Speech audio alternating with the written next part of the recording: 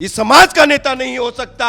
ये नागपुरी संघी दलित है, ये चिराग पासवान। साधो की जो चौकीदारी थी रे भाई, वो भी छिना गया। कोई चलो रे डोली उठाओ कहार, पिया मिलन की रुताई। मैं मोदी का हनुमान हूँ, मैं संघ भाजपा का मानस पुत्र हूँ। खेला करेंगे हाजीपुर में। ये लोग राजपूत भूमियार ब्राह्मण की लड़ाई लड़ते हैं। दुसाद रेजिमेंट की बात होनी चाहिए, पासवान रेजिमेंट की बात होनी चाहिए। लोकसभा में ये बात किए चाचा भतीजा कि पासवानों का जो ताकत है वो दिखना चाहिए देश की सेना में। स्वर्णों को 10% आरक्षण दे दिया जाए, जो रामविलास जी दे के चले गए, अंतिम सांस ले लिया। ये लोग नहीं, अगर जो उतरेंगे हम भीड़ लेकर के, ये लोग नहीं आए ना, तो ये दुसाधों का ये नेता नहीं है। बिहार के और हाजीपुर के दुसाध पासवानों की लड़ाई लड़ते हैं। क्या बेवकूफ समझे बिहार के पासवानों को? क्या बिहार के अनुसूचित जाति जनजाति को आप चाचा भतीजा बेवकूफ समझे? चाचा भतीजा सिर्फ हाजीपुर हाजीपुर हाजीपुर।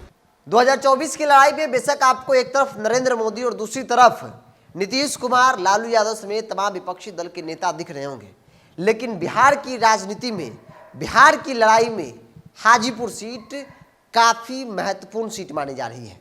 चूंकि रामविलास पासवान का हाजीपुर क्षेत्र पर चाचा भतीजे आमने सामने हो गए। अब एक तरफ से ऐलान कर दिया गया है कि अब जो है 28 नवंबर को महाजुटान हाजीपुर में होने जा रहा है। दरअसल हाजीपुर में 28 नवंबर को जो रामविलास पासवान की पार्टी लोजपा, उसका स्थापना दिवस है और उस दिन स्थापना दिवस जो है हाजीपुर में पशुपति कुमार पारस ने मनाने का ऐलान कर दिया है। अब बात चिराग पासवान की है, संभवतः चिराग पासवान की तरफ से भी ऐलान कर दिया जाए तो कहा जाए कि चाचा भतीजे की जो लड़ाई है वो हाजीपुर पूरी तरह से चल गई है। मेरे साथ राजकुमार पासवान ने हाजीपुर से चुनाव लड़ते रहे हैं, आप आगे भी लड़ेंगे जैसा कि आप कहते हैं। चाचा भतीजे की लड़ाई में चूंकि अब चाचा की तरफ से ऐलान कर दिया गया है कि 28 तारीख को वहीं खूंटा गाड़ेंगे वो, तो आप कैसे देखते हैं चूंकि आप भी एक लड़ाई में हैं?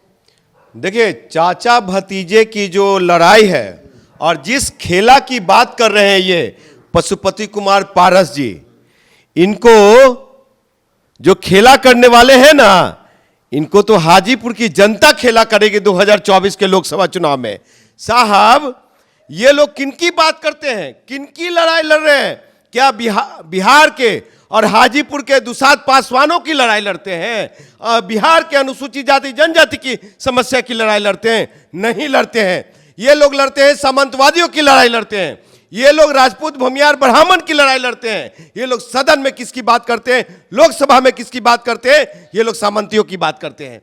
कि आज तक लोकसभा में ये बात किए चाचा भतीजा कि पासवानों का जो ताकत है वो दिखना चाहिए देश की सेना में। दुसाध रेजिमेंट की बात होनी चाहिए, पासवान रेजिमेंट की बात होनी चाहिए। ये लोग बात नहीं करते हैं। पासवान जाति का साहब 28 राज्यों में से मैं 4 राज्यों में आरक्षण है, लेकिन और 24 राज्य में नहीं है। ये लोग बात क्यों नहीं करते हैं? और बिरजू जी, ये लोग खेला करने की बात करते हैं। इनकी इस बार खेला जो हाजीपुर में होने जा रही है, आप दुनिया देखा था 2009 में, 2009 के लोकसभा चुनाव में, आप लोग को ज्ञात होगा और अच्छी तरह से देश बिहार की जनता जानती है कि रामविलास पासवान जी की कुनमा साफ हो गई थी। बहुत बढ़िया खेला हुआ था और उससे बड़ा खेला इस बार होगी। क्या बेवकूफ समझे बिहार के पासवानों को? क्या बिहार के अनुसूचित जाति जनजाति को आप चाचा भतीजा बेवकूफ समझे? साहब, ये लोग जब जातीय जनगणना हो रही थी बिरजू जी, ये लोग मौन क्यों थे? मौन क्यों धारण किए हुए थे? सारे समाज के लोग, नेता अपनी जाति की भागीदारी के लिए, हिस्सेदारी के लिए, और कम संख्या दिखाया गया उसके लिए सड़कों पे आए और आ रहे हैं। ये लोग चाचा भतीजा सिर्फ हाजीपुर हाजीपुर हाजीपुर हाजीपुर क्या रामविलास पासवान जी के नाम से पहचाना जाता है? वो भगवान बुद्ध की धरती है, वो महावीर की धरती है, वो माता सीता चौड़ा मंदिर है, राम चौड़ा मंदिर है वहां। साहब, एक्सवेटराय की धरती है। आप बेवकूफ किसको बना रहे हैं? तो बिरजू जी, ये लोग तो नहीं जाएंगे। पासवानों की संख्या जो कम दिखाई गई, और ये चाचा भतीजा आरक्षण खत्म करने की बात करते हैं, आरक्षण खत्म करवाने की बात करते हैं। वो मोदी के जो संविधान खत्म करने, मोदी के द्वारा, देश के सम्मानीय प्रधानमंत्री नरेंद्र दामोदर मोदी जी के द्वारा, अमित शाह जी के द्वारा, संघ भाजपा के द्वारा जो आरक्षण खत्म कराई जाएगी, उस साजिश में ये पशुपति कुमार पारस जी और भाई चिराग पासवान सम्मिलित है। आपने कहा कि भाई कि जाति जनगणना के आंकड़े के सार्वजनिक होने के साथ ही आपने भी कहा था कि भाई कि आंकड़े कम करके दिखाएंगे पासवानों की, मतलब क्या चाहते हैं आपकी सड़क पर चिराग पासवान उतरे, पशुपति कुमार सड़क पर उतरे? साहब ये लोग को उतरना चाहिए था। जाति का 50 साल वोट किसने लिया? जाति की खून पसीना किसने सुखाया? जातियों को मरवाया किसने? जाति अगर बूथ पे लाठी लेके खड़ा रहा किसके लिए रहा? तो आज जाति को कमजोर दिखाया जा रहा है, कम आंका जा रहा है, तो उसके लिए सड़कों पे कौन उतरेगा? क्या आप सिर्फ सामंतियों के लिए उतरेंगे? एक पुलिस किसी दुल्हन के कमरे तक चली जाती है, उसका सवाल लोकसभा में अब उठा देते हैं, लेकिन हमारी जाति का समस्या खाली बहुत सॉफ्ट कॉर्नर बोल के, मतलब ये लोग सब लोग मिले हुए हैं। विरोध तो किया था कि संख्या कम दिखाई गई है पासवानों की। कैसी विरोध? सिर्फ चैनल में आकर के, न्यूज चैनल में बाइट दे करके। साहब ये लोग से नहीं होगा। राजकुमार पासवान बहुत जल्द पासवानों की समस्या को लेकर के पटना के सड़कों पे होंगे हम। और मुझे हाजीपुर मायने नहीं रखता है, हाजीपुर संसदीय क्षेत्र मेरा है, उन्होंने पहचान दिया, लेकिन फिर भी सिर्फ हाजीपुर को मैं उतना ये नहीं कि सिर्फ हाजीपुर के पासवान, पूरे बिहार के पासवानों के समस्या के लिए, बिहार के पासवानों की ताकत जो कमजोर दिखाई गई है, हम सड़कों पे उतरेंगे, पटना के सड़कों पे उतरेंगे। पासवान की संख्या जो कम करके दिखाई गई है, बाकी जाति के नेताओं जैसे उतर रहे हैं, चाहे वो ब्राह्मण हो, चाहे वो राजपूत हो, चाहे वो वैश्य समाज के लोगों, कुशवाहा समाज के लोगों, कुर्मी समाज के लोगों, पिछड़ा अति पिछड़ा के जो लोग हैं, वैसे पासवान समाज के लोग उतरेंगे। जी बिल्कुल उतरूंगा। और इन लोग की ताकत है। सुनिए, ये लोग नहीं, अगर हमारे उसमें जो उतरेंगे हम भीड़ लेकर के, ये लोग नहीं आए ना, तो ये दुसाधों का ये नेता नहीं है। युवा बिहार सेना पार्टी, हमारी दुसाध पासवान महारेला अभियान समिति सड़कों पे आएंगे। सुन लीजिए, ये लोग तो साहब आपको पासवानों की जो समस्या उस पर बात करते देखा आपने? और वो क्या कहते हैं ये लोग उसमें मियां मिट्ठू बनेंगे बिरजू जी, कि स्वर्णों को 10% आरक्षण दे दिया जाए, जो रामविलास जी दे के चले गए, अंतिम सांस ले लिया। और आपको बता दूं कि ईडब्ल्यूएस के रूप में मिल रहा, लाभान्वित हो रहे हैं लोग, अच्छी बात है, आपने दे दिया।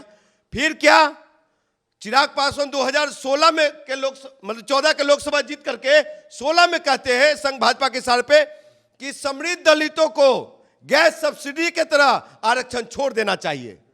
अरे साहब क्या कर रहे हैं, मजाक? और अभी जो बाबा साहब आंबेडकर के द्वारा दिए हुए संवैधानिक अधिकार, वो संवैधानिक अधिकार जो 22% आरक्षण से, रिजर्वेशन से, जो इंजीनियर बन रहा है इक्का दुक्का लोग, सिपाही बन रहा है इक्का दुक्का लोग, दरोगा बन रहा है, क्लर्क बन रहा है, चपरासी बन रहा है, आईएएस बन रहा है, ऑफिसर, डॉक्टर बन रहा है, साहब उसको ये चिराग पासवान खत्म करना चाहते हैं। हमारे थाली में जो बाबा साहब 22% आरक्षण दिया, नहीं 22 रोटी दिए, उस रोटी को छीन करके और 12 जाति में चिराग पासवान बांटना चाह रहा है। ये कैसा, इस समाज का नेता नहीं हो सकता, ये नागपुरी संघी दलित है ये चिराग पासवान। उन्होंने कहा कि भाई 12 जातियों को इस लिस्ट में शामिल कर दिया, तो तकलीफ क्यों है? तकलीफ है मुझे, क्यों तकलीफ? इसलिए कि हमारी जाति को, हमारे अनुसूचित जाति जनजाति में पहले से ही ये जो 2005 के बाद जो ये जदयू और भाजपा की सरकार बनी, 11 जातियों को अनुसूचित जाति में, जनजाति में ऑलरेडी शामिल किया जा चुका है। मुझे कमजोर बनाया जा चुका है हमारी अनुसूचित जाति जनजाति को, वैसे जाति को जो ऑलरेडी अति पिछड़ा में फायदा ले रहा है। साहब आर्थिक रूप से मजबूत है, बहुत सब लोगों को कार्य है, अपने ये रोजगार है अपने, कोई मछली बेच रहा है, कोई चलो रे डोली उठाओ कहार, पिया मिलन की रुताई, कहार समाज का अपना ये बिजनेस है, अपना रोजगार है। और साहब दुसाधों की जो चौकीदारी थी रे भाई, वो भी छिना गया, चौकीदारी खत्म हो गई, यहां से बिहार से लेके उत्तर प्रदेश तक। तो हमारा नेता हाथ में चूड़ी पहन करके, नमो मोदी, मैं मोदी का हनुमान हूं, मैं संघ भाजपा का मानस पुत्र हूं, खेला करेंगे हाजीपुर में, कर लो खेला। 2024 में हाजीपुर की जनता और हाजीपुर के पासवान दुसाध लोग खेला करेगा कि आप कहां होंगे। आप जो उनके, हमारे बेटाओं की समस्या पे बात नहीं करते, हमारे जो बेरोजगार युवा नौजवान समाज में है उसकी बात नहीं करते। आज बात होनी चाहिए बाबा साहब के जो आरक्षण दिया गया 22.5%, उसको बढ़ा के 35 से 40% करने का आज बात होनी चाहिए। आज बात होनी चाहिए प्राइवेटाइजेशन में आरक्षण का, रिजर्वेशन का। आज बात होनी चाहिए साहब, आज क्या बात होनी चाहिए कि हमारे समाज में ही जो अनुसूचित जाति जनजाति के बेटा जो घर में बेरोजगार बैठा हुआ है, चाहे और भी देश के बेटा लोग बेरोजगार घर में बैठे हुए, चाहे स्वर्ण का भी बेटा बैठे हुए हैं, किसी जाति किसी धर्म से, उनको वोटर पेंशन दिया जाना चाहिए, बेरोजगारी भत्ता दिया जाना चाहिए। ये बात करते नहीं है। सिर्फ मुझे सांसद बना दो, मुझे मंत्री बनना है, मुझे मेरे परिवार को जिता दो, मेरे भैया को जिता दो, मेरे भतीजा को जिता दो, मेरी अम्मा को जिता दो, मेरे दीदी को जिता दो। यही परिवारवाद। इससे बाहर निकलना होगा।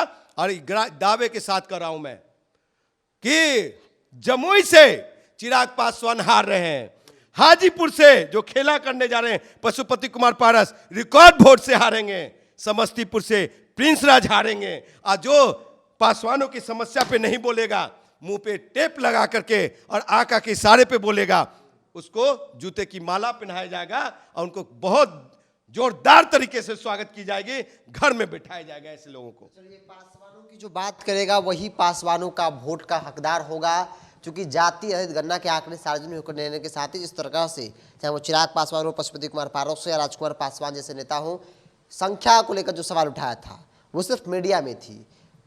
राजकुमार पासवान को इस बात की उम्मीद थी कि ये लोग सड़क पर उतरेंगे कि भाई क्यों हटाया गया, सड़क पर प्रोटेस्ट करेंगे और सरकार को बताएंगे कि अगर आप मेरे साथ यही व्यवहार रहा तो फिर ये बड़ा आंदोलन का रूप ले सकता है। जैसे अलग अलग जातियों के नेताओं द्वारा सड़क पर प्रोटेस्ट किया गया, धरना दिया गया, सरकार तक मैसेज दिया गया, लेकिन पासवान जाति की तरफ से ऐसी कोई पहल नहीं की गई। जो नेता पासवानों की वोट लेकर राजनीति करते हैं, सीधा चिराग पासवान से सवाल था, सीधा पशुपति कुमार पारस से सवाल था। हालांकि इनका मानना है कि जो 9 में हुआ था एक बार फिर से दोहराएगा, रिकॉर्ड मत वोटों से पूरा परिवार जो है अलग अलग सीटों से चुनाव हारने जा रहे हैं। मेरा आपकी क्या राय है, आप अपनी राय को कमेंट्स बॉक्स में रखिए। अगर आप मेरे चैनल को यूट्यूब पर देख रहे हैं तो सब्सक्राइब कर लीजिए, फेसबुक पर देख रहे हैं तो पेज को लाइक और फॉलो कर लीजिए।